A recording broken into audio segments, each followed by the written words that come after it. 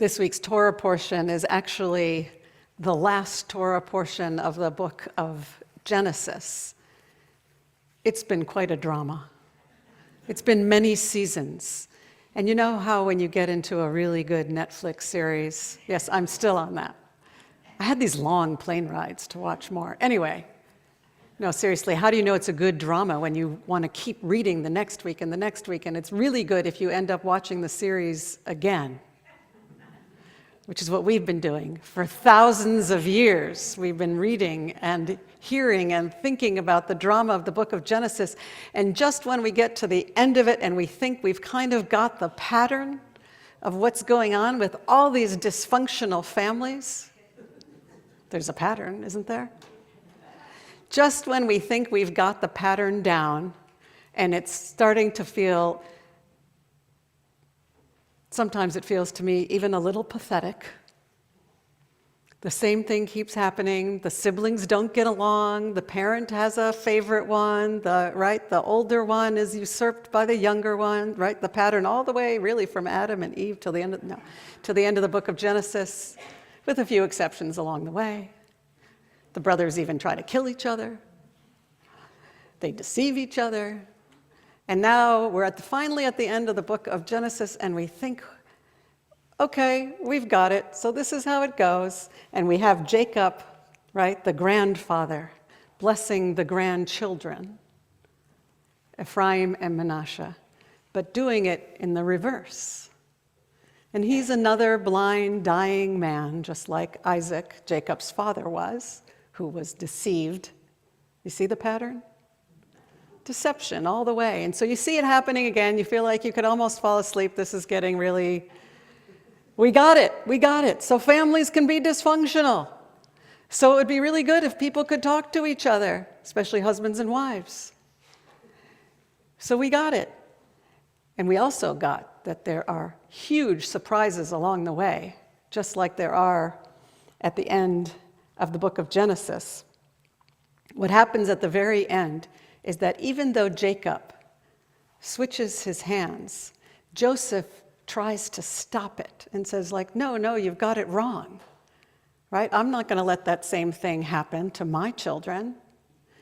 And Jacob insists that he has it right. And just when you think the whole thing's going to start over again, you hear Jacob telling his son Joseph that those children, it's not about one or the other. It's actually about both. I'm blessing both of them. And that blessing has actually become the source of the reason that we bless our children on Friday nights in our tradition. There's actually a blessing that has even made it into the nighttime Siddur, the nighttime blessings in the prayer book that come from this Torah portion from Genesis 48, because this is what Jacob, who's now Israel, stretches out his hand and lays it on Ephraim's head and his left hand on Manasseh's head. And he blesses Joseph, the father, with this. And listen to the blessing. Elohim, before whom my fathers walked, Abraham, Isaac, Elohim, who was my shepherd from my inception until this day, Hamalach Hagoel, the angel who redeemed me from all evil.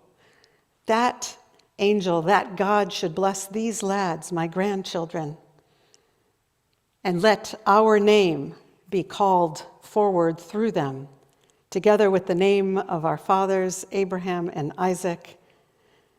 And then he says the following, which leads to lots of silly songs.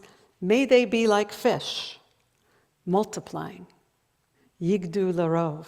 Even though it's still a family narrative, what Jacob is trying to do here is to break the pattern. He's giving full equal blessing, not just to one son, but he's actually saying to both.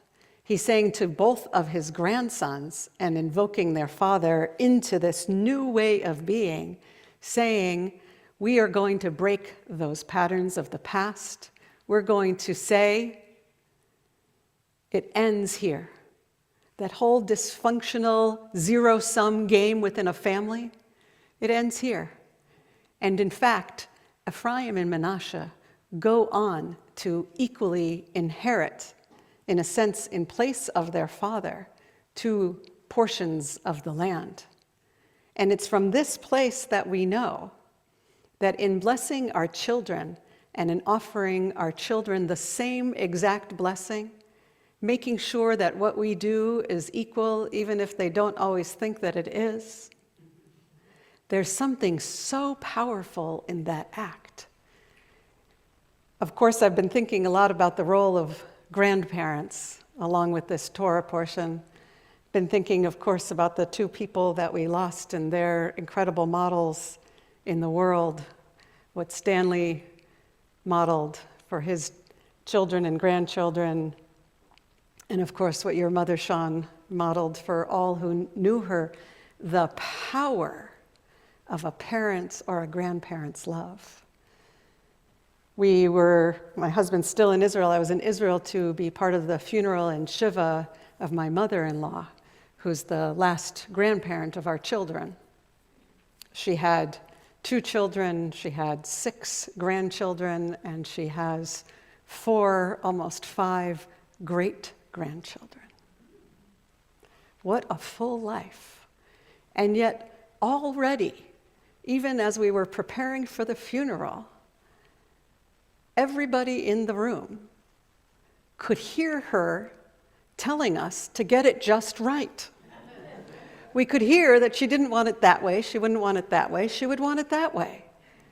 We could hear her saying, no, don't do it too late in the day or too early in the day, right? You can hear her saying that, right?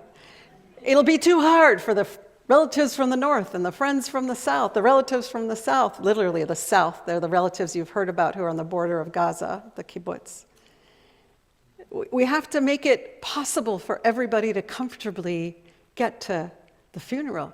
We could hear her teaching.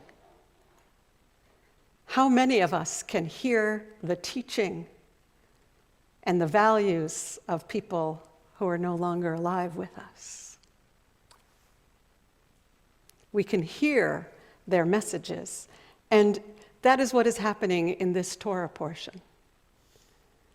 Whatever happened in the past, let us leave the worst behind. Let us take forward into the next generation is what Jacob is teaching his son and his grandchildren. Let us take it forward and let us do it according to our best values, according to equality, according to wholeness. And sometimes when we bless our children, we may not know what is absolutely stable and sure about the world, right? We may not know.